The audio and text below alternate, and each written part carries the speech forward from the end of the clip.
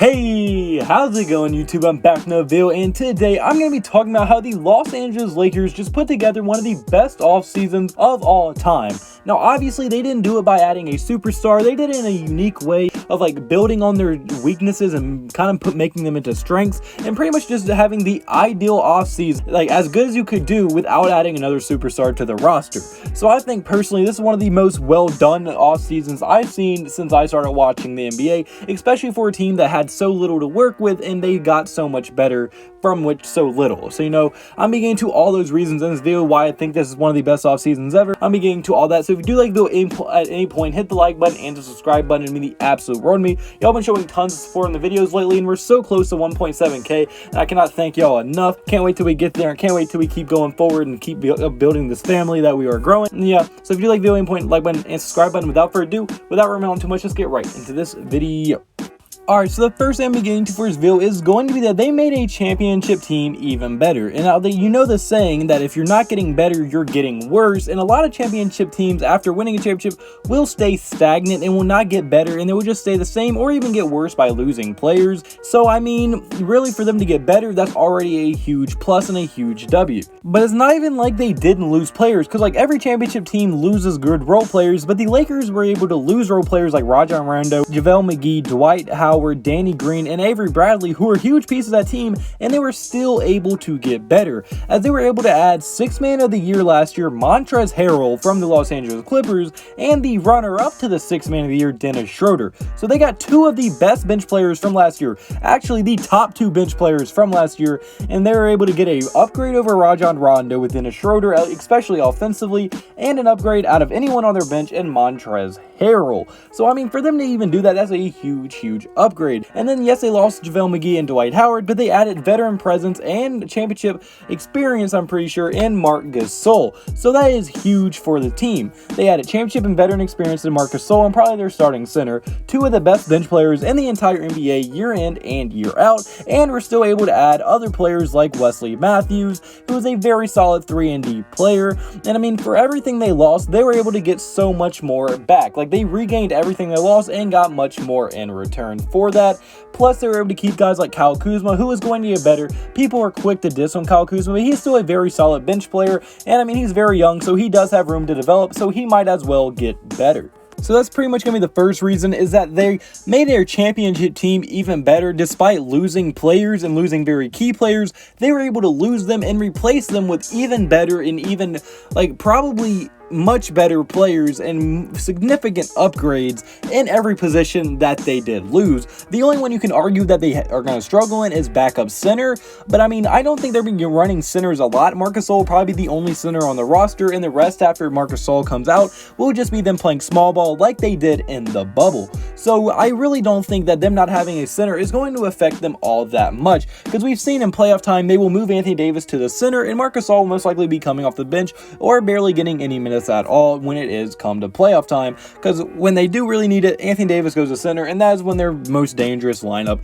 is in the game. So not only did they get better in positions, they also were able to build the team to more fit what the Lakers need to do when it gets down to crunch time and when they get to playing those important games later in the season and during the playoffs when they're trying to make a finals run. So now the team more fits around Anthony Davis playing at center in those crucial games than it did last year, because now most likely what the lineup is going to look like in the playoffs is going to be probably something like Dennis Schroder at point guard, LeBron James at small forward, Kentavious Caldwell-Pope at shooting guard, I would assume, Montrez Harrell at power forward, and Anthony Davis at the center, or some type of variation of that. Or it could even be like LeBron at point guard, Wesley Matthews shooting guard, and then you just kind of build it around after that. So they can do many ways with these death lineups when Anthony Davis goes to center, and Marc Gasol is going to be able to provide that center presence that they need during the regular season, because although Anthony Davis is the best at the center, he doesn't like to play it. So during the regular season and games that don't really matter,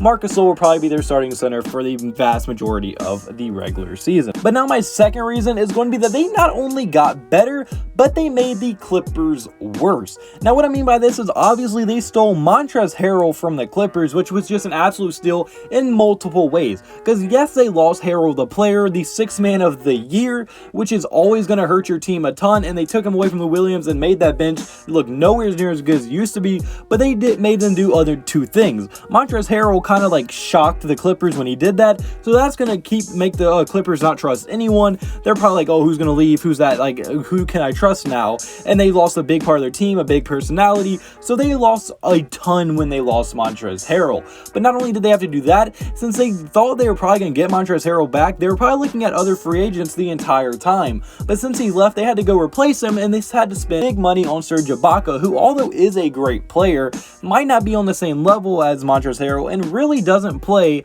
and isn't really going to be a great fit for them when Paul George and Kawhi are in the game, because they need more of a guy that can help spread the floor for Kawhi and Paul George to work, and Serge Ibaka just does not do that. So, I mean, yes, they were able to replace Montrez Harrell, but they don't have chemistry with Serge Ibaka yet. He's not anywhere near as big of a personality and a dog as Montrez Harrell was. He might not be on the same skill level, and they had to spend big money to get him.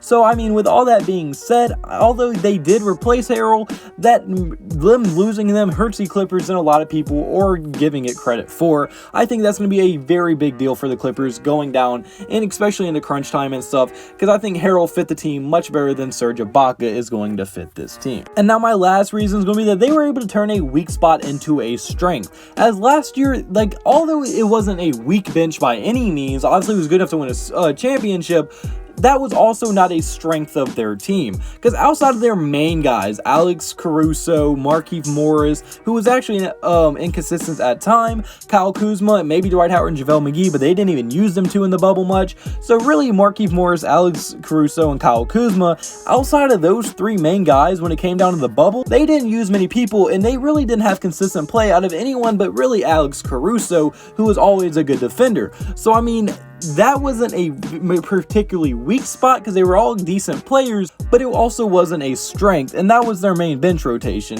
And during the regular season, their bench rotation consisted of Alex Caruso, Kuzma, Dwight Howard, JaVale McGee, Markieff Morris. But now they're going to be going into a bench season where they're going to be having Dennis Schroder, Markieff Morris, Montrez Harrell, Alex Caruso, and Kyle Kuzma. All these players should be able to be very good. Schroder last year averaged 19 points per game, 4 assists per game, and 3 rebounds per game off the bench for the Oklahoma City Thunder. So he's going to be providing much needed consistent scoring off that bench. Montrez Harrell won 6th Man of the Year. We know what he can do off the bench. He's going to be very good. Markieff Morris was a key contributor to the Lakers last year, who I'm sure they're bringing back, and did bring back on a veteran minimum, a very small contract. And Alex Caruso is a very good defender. He's consistent, and Kyle Kuzma can at times show you flashes of being a very good solid player in the NBA. So their bench is stronger than it was. And although it wasn't weak, it was one of their weaker spots on the team. And I mean, they were able to really strengthen that up and really make it even less of a weak spot, which is going to make it even harder for teams to exploit any weaknesses on this Lakers team going forward. But unfortunately, guys, that's going to be for this video. So comment below, do you agree with me? Do you think the Lakers had the best offseason this season? Do you think they had the best offseason in the NBA? One of the best ever? On your thoughts in the comment section below. If you did like the video, hit the like button and subscribe button. It means the absolute world to me. Y'all been showing tons of support, and I just cannot thank y'all enough for doing it. And all glory to God. Hope you have a blessed day. Have a blessed day. So you need to have a blessed day. See you in the next video. Goodbye. Boo. Blah.